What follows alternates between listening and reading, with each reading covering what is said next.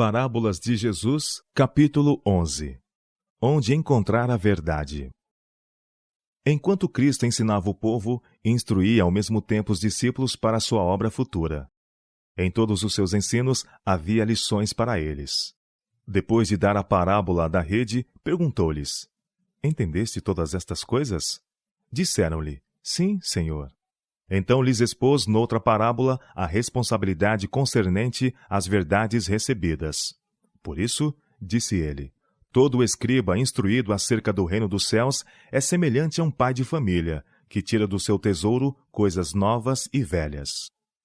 O pai de família não acumula o tesouro adquirido, serve-se dele para partilhar com outros, e pelo uso o tesouro aumenta. O pai de família tem coisas preciosas, novas e velhas. Assim Cristo ensina que a verdade confiada aos discípulos deve ser anunciada ao mundo, e partilhando o conhecimento da verdade, ele aumentará.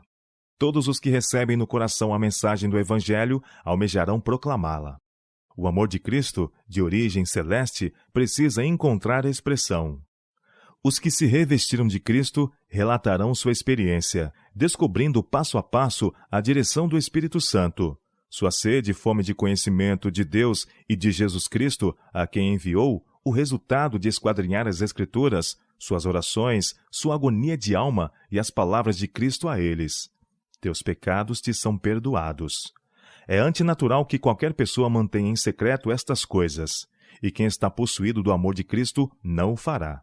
Na mesma proporção em que o Senhor os tornou depositários da verdade sagrada, será seu desejo que outros recebam a mesma bênção. Divulgando os ricos tesouros da graça de Deus, ser-lhes-á concedido mais e mais da graça de Cristo. Terão o coração de uma criancinha, em sua simplicidade e obediência irrestrita. Sua alma almejará a santidade e ser-lhes-á revelado sempre mais dos tesouros da verdade e da graça, para serem dados ao mundo. O grande celeiro da verdade é a palavra de Deus, a palavra escrita, o livro da natureza e o livro da experiência no trato de Deus para com a vida humana. Eis os tesouros de que os cobreiros de Cristo devem prover-se. Na pesquisa da verdade, devem confiar em Deus e não na inteligência dos grandes homens, cuja sabedoria é loucura para Deus. O Senhor comunicará ao inquiridor o conhecimento de si mesmo, pelos canais por ele prescritos. Se o seguidor de Cristo crer em sua palavra e praticá-la, não haverá ciência no mundo natural que não possa compreender nem apreciar. Nada há que não lhe forneça meio de partilhar a verdade com outros. A história natural é um tesouro de conhecimento em que todo estudante na escola de Cristo pode auferir. Contemplando o encanto da natureza, estudando suas lições no cultivo do solo, no crescimento das árvores e em todas as maravilhas da terra, mar e céu, advir-nos-á percepção nova da verdade. Os mistérios ligados ao proceder de Deus para com os homens, as profundezas de sua sabedoria e penetração, vistos na vida humana, verificar-se-á serem um depósito repleto de tesouros. Mas na palavra escrita é que está revelado com maior clareza o conhecimento de Deus ao homem caído. Ela é o celeiro das inexauríveis riquezas de Cristo. A palavra de Deus abrange as Escrituras, tanto do Antigo como do Novo Testamento. Um não será completo sem o outro. Cristo declarou que as verdades do Antigo Testamento são tão preciosas quanto as do Novo. Cristo tanto foi o revelador do homem no princípio do mundo quanto o é hoje. Antes que viesse à nossa terra com sua divindade revestida da humanidade, foi dada a mensagem do Evangelho a Adão, Sete, Enoque, Matusalém e Noé. Abraão em Canaã e Ló em Sodoma anunciaram a mensagem, e de geração em geração, mensageiros fiéis prenunciaram aquele que havia de vir. Os ritos da dispensação judaica foram instituídos por Cristo mesmo. Foi ele o fundamento de seu sistema de ofertas sacrificais, o grande antítipo de todo o seu cerimonial religioso. O sangue derramado, quando as oblações eram oferecidas, apontava o sacrifício do Cordeiro de Deus. Todas as ofertas típicas tiveram nele o seu cumprimento. Cristo, manifesto aos patriarcas, simbolizado no serviço sacrificial, retratado na lei e revelado pelos profetas, é o tesouro do Antigo Testamento. Cristo em sua vida, morte e ressurreição, Cristo como é manifesto pelo Espírito Santo, é o tesouro do novo.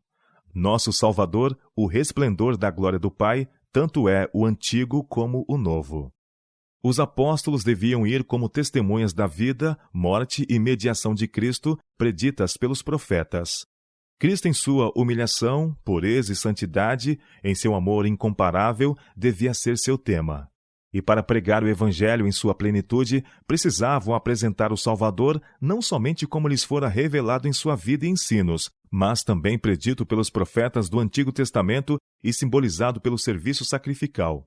Em seus ensinos, Cristo expunha velhas verdades, das quais ele mesmo era o originador, verdades que ele próprio proferira pelos patriarcas e profetas. Porém, sobre elas projetavam agora nova luz. Como parecia diferente a sua significação! Sua explanação lançava ondas de luz e espiritualidade. E prometeu que o Espírito Santo deveria iluminar os discípulos para que a palavra de Deus se lhes desdobrasse continuamente. Estariam capacitados para apresentar as verdades em renovada beleza. Desde a primeira promessa de redenção no Éden, a vida, o caráter e a mediação de Cristo têm constituído o estudo das mentes humanas. Todavia, cada mente pela qual tem atuado o Espírito Santo expôs estes temas sob aspecto novo. As verdades da redenção são suscetíveis de desenvolvimento e expansão constantes. Embora velhas, são sempre novas e revelam constantemente ao inquiridor da verdade maior glória e força mais potente. Em cada época, há novo desenvolvimento da verdade, uma mensagem de Deus para essa geração.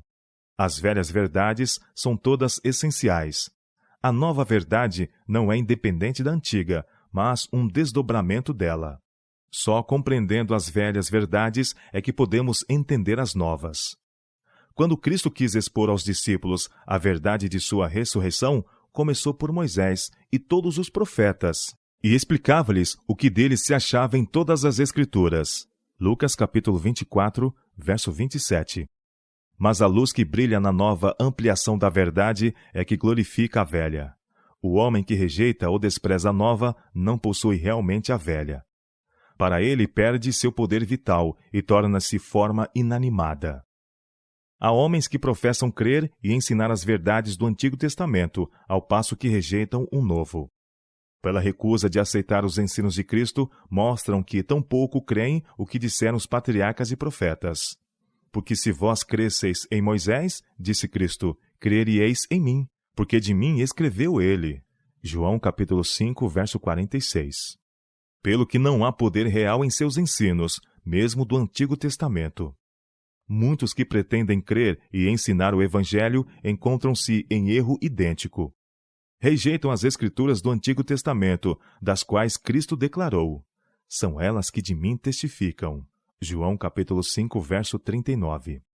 Rejeitando o antigo, rejeitam efetivamente o novo, pois ambos são parte de um todo inseparável. Ninguém pode apresentar corretamente a lei de Deus sem o Evangelho, ou o Evangelho sem a lei. A lei é o Evangelho consubstanciado, e o Evangelho é a lei desdobrada. A lei é a raiz, e o Evangelho são a fragrante flor e frutos que produz. O Antigo Testamento projeta luz sobre o Novo, e o Novo sobre o Antigo. Ambos são uma revelação da glória de Deus em Cristo. Ambos apresentam verdades que revelarão continuamente ao fervoroso inquiridor novas profundezas. Incomensurável é a verdade em Cristo e mediante Cristo. O estudante da Escritura, por assim dizer, contempla uma fonte que se aprofunda e amplia à medida que mira sua profundeza. Nesta vida não entenderemos o mistério do amor de Deus em entregar seu Filho para propiciação por nossos pecados. A obra de nosso Redentor na terra é, e sempre será, assunto que há de exigir o máximo de nossa mais arguta imaginação. O homem pode empenhar toda a sua faculdade mental no esforço de penetrar este mistério, mas a sua capacidade de compreensão desfalecerá e fatigar-se-á. O investigador mais esforçado ver-se-á diante de um mar ilimitado e sem praias. A verdade, como é em Jesus, pode ser experimentada, mas nunca explicada. Sua altura, largura e profundidade ultrapassam nosso entendimento. Podemos exercitar ao máximo a imaginação, e veremos então só tenuemente o esboço de um amor inexplicável, tão alto quanto o céu, mas que baixou à terra para gravar em toda a humanidade a imagem de Deus. Todavia, nos é possível ver tanto da misericórdia divina quanto podemos suportar. Ela será desvendada à alma contrita e humilde. Compreenderemos a misericórdia de Deus justamente na proporção em que apreciamos o seu sacrifício por nós. Esquadriando com humildade de coração a palavra de Deus, descerrar-se-á nossa pesquisa o grande tema da redenção. Ele aumentará de fulgor à medida que o contemplarmos, e à medida que aspirarmos abarcá-lo, sua altura e profundidade avultarão. Nossa vida deve estar ligada à vida de Cristo, dele aurir continuamente, participar dele, o pão vivo que desceu do céu, e prover-se de uma fonte sempre fresca, que sempre produz copioso tesouro. Se tivermos o Senhor sempre diante de nós e deixarmos o coração transbordar em ações de graças e louvores a Ele, teremos frescor contínuo em nossa vida religiosa. Nossas orações terão a forma de uma conversa com Deus, como se falássemos com um amigo. Ele nos falará pessoalmente de seus mistérios. Amiudadamente, há de vir-nos-á um senso agradável e alegre da presença de Jesus. O coração arderá muitas vezes em nós, quando ele se achegar para comungar conosco, como fazia com Enoque. Quando esta for, em verdade, a experiência do cristão, vê-se-lhe-ão na vida simplicidade, mansidão, brandura e humildade de coração, que mostrarão a todos os que com ele mantêm contato que esteve com Jesus e dele aprendeu. Naqueles que a possuem, a religião de Cristo revelar-se-á um princípio vitalizante e penetrante, uma energia viva, operante e espiritual. Manifestar-se-ão a força, o frescor e a alegria da juventude perpétua. O coração que recebe a palavra de Deus não é como um açude que se evapora, nem como uma cisterna rota que perde o seu tesouro. É como a torrente da montanha, alimentada por fontes inesgotáveis, cuja água fresca e borbulhante salta de rochedo em rochedo, refrescando os cansados, os sedentos e os duramente oprimidos.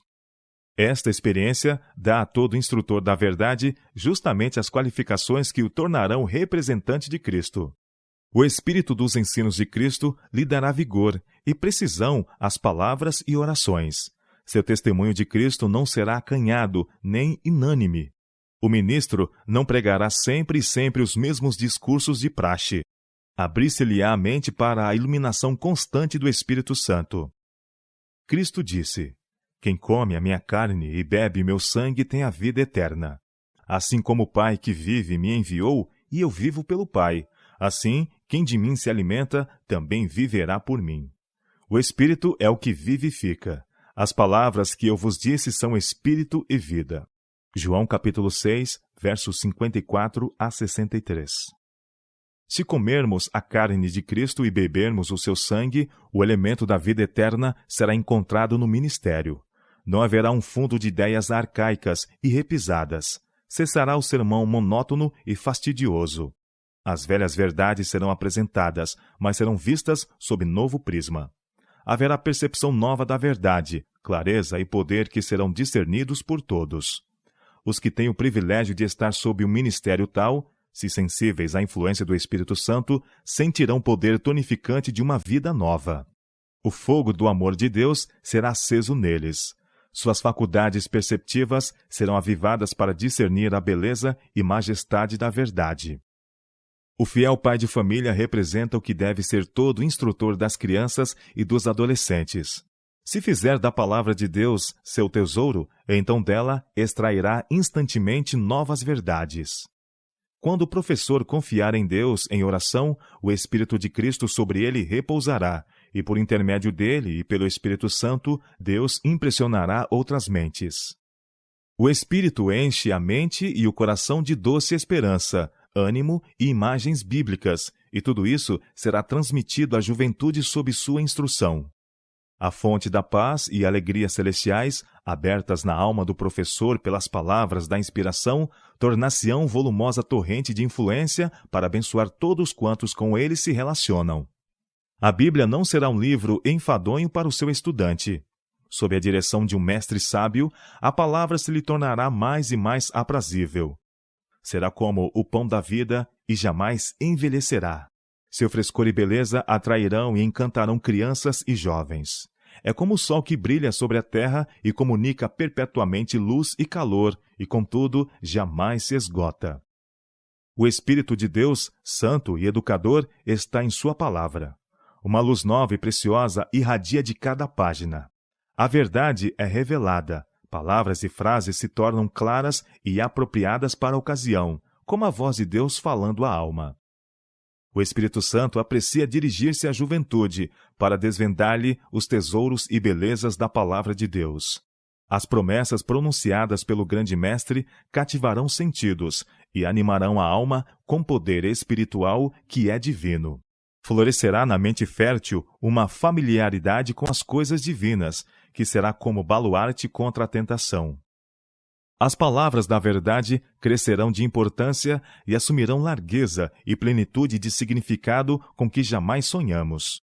A beleza e a opulência da palavra têm influência transformadora sobre a mente e o caráter. A luz do amor celeste incidirá sobre a alma, qual inspiração. A apreciação da Bíblia aumenta com o estudo. Para onde quer que se volte o aluno, achará manifestos a infinita sabedoria e o amor de Deus.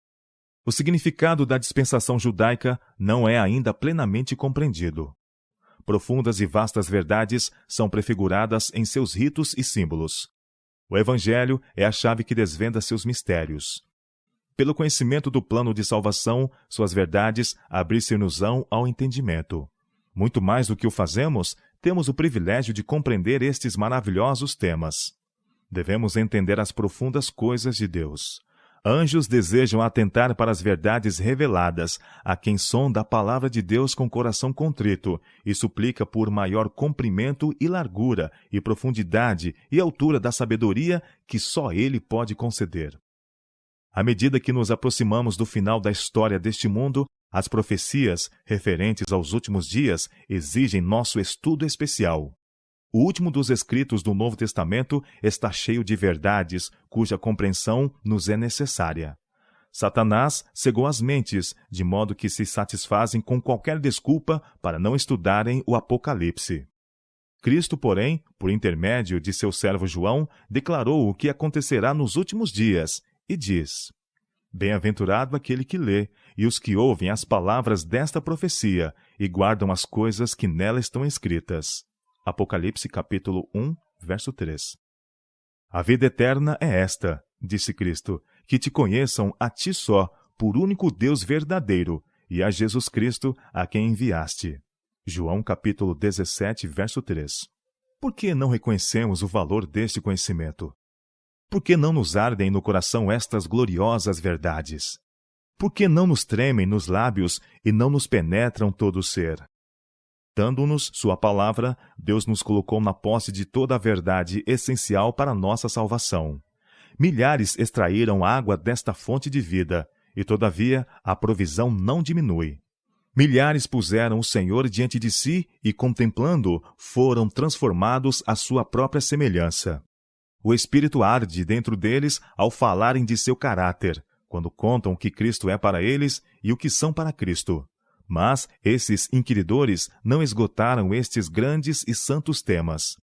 Milhares podem empenhar-se na obra de esquadrinhar os mistérios da salvação.